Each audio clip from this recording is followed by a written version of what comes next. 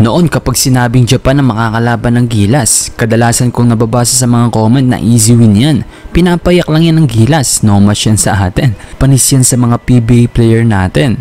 Pero kung ngayon mukhang iba na ang ihip ng hangin. Taon-taon kasi mas lalong lumalakas ang national team ng Japan. Nagsimula talaga noon nang maglaro si Rui Hachimura sa Japanese national team. May katandem pa siyang Yuta Watanabe na halos kasing height din niya na versatile player at meron ding NBA experience. Tapos nasa kanila na yata ang probably 2 best point guard bukod kay Arakji ng Lebanon sa buong Asia na sina Yuki Togashi at ngayon legit NBA player na si Yuki Kawamura. Sila rin ang nag-iisang tumalo sa Australian Boomers mula sa Asia. Ilan lang sa mga rason kung bakit umangat din talaga ng biglaan ng Japan sa larangan ng basketball ay dahil sa pagbubukas nila ng pinto para sa mga world imports sa kanilang domestic league. Hindi lang isa, dalawa kung hindi tatlo. Meron pa silang mga Asian import. At kung anong ganda ng programa nila sa kanilang liga, ganun din kaganda ang programa ng kanilang youth team. Pwede maglaro ang mga high school players sa Pro, Division 1, 2, and 3. Hindi nila bine-baby ang mga kabataan nila sa madaling salita. Welcome na welcome din sa kanila ang mga mixed Japanese. Kita nyo na lang ang epekto ng isang Rui Hachimura kahit wala pa ito sa NBA. Nagawa niya maging 0 to 100% ang performance ng kanyang bansa sa world stage. Kaya paano kung magkaroon pa ng mga kagaya niya sa Akatsuki 5, diba? Heto at pag-uusapan natin ang 4 na black Japanese na posibleng maging future din ng kanilang national team. Kagaya na lang ni Akira Jacobs, ang pinakabatang player ng Japan sa nakaraang Paris Olympics. Hindi man babad pero sigurado malaki ang maituturing ng Olympic experience para kay Jacobs. 20 years old at naglalaro ngayon si Akira sa USNCAA para sa Hawaii Rainbow Warriors. Current sophomore si Akira, limitado man ang kanyang playing time noon sa freshman year. Mukhang maganda pa rin naman ang kanyang future sa kanyang team.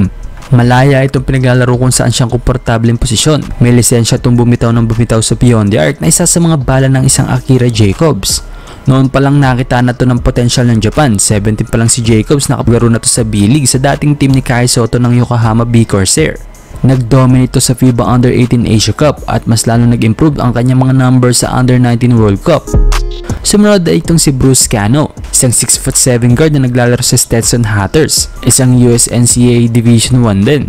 Magaling tong batang to mga brody. Side niya 6'7", kung gumalaw gwardyang-gwardya talaga. Magandang ball handling, shooting at finishing ability. Noong FIBA Under-18 hindi ganun kaganda ang kanyang performance, siguro dahil na rin sa kakulangan noon ng Japan sa big man. Kaya hindi niya malaro yung tunay niyang posisyon. Pero kung panonoorin natin yung galaw niya noong Under-18 at ngayon makikita natin na mas fluid na ang galaw niya. Komportable na talaga siya sa guard position. Isa pa 6'5" lang to noon, pero ngayon listed 6'7" na. Pangatlo ay itong si Ibu Yamazaki. Isa to sa pinakamaingay noon sa youth team ng Japan. Nagpasiklab kasi ito noon sa FIBA Under-19 World Cup, averaging 14 points at 4 rebounds per game. Kasalukuyan naglalaro si Ibu sa Radford Highlander. Isa ring Division 1, stretch 4 na may tuturing itong si Ibu mga brody. Sa height niya 6'8", pwede siyang gawing 4 at maging 3 dahil naman sa skill set niya. Hindi man ulit napapasama sa national team pero siguradong 2 to 3 years pwede na ulit itong tawagan ng kanilang pambansang koponan. Kailangan lang mas magpahinog pa sa NCAA lalo na't marami pa siyang kakumpetensya sa forward position sa Akatsuki 5. Ang panghuli ay itong si Yuto Yamanouchi. Ito sa lahat ng pinaka-inaabangan ko sa Japan mga brody. Sa height niya 6'10", kaya niyang gumalaw ng parang small forward. Power forward ang playing position niya sa Nevada Wolfpack, kung saan nag-commit ang kababayan nating si Calum Harris. Pero sayang lang dahil hindi sila magkakakampi ngayong 2024-25 season. Dahil nagkaroon ng problema sa schedule ng klase si Calum na dapat niyang tapusin. Pero hindi ibig sabihin nag-decommit na si Calum sa Nevada mga brody ha. Next year siguro pwede na siya makapaglaro para sa Wolfpack. Balik tayo, hindi monster number ang naging performance ni Yuto sa 2021 Under-19. Pero still nakapasok pa rin ito sa USNC Division 1. At dito siya mukhang mas nag-improve ng malaki. Na-unleash yung forward skill set niya na hindi niya masyadong nagagawa noon sa Japan dahil being 6'9" sa Asian country. Expect mo na yan, diba?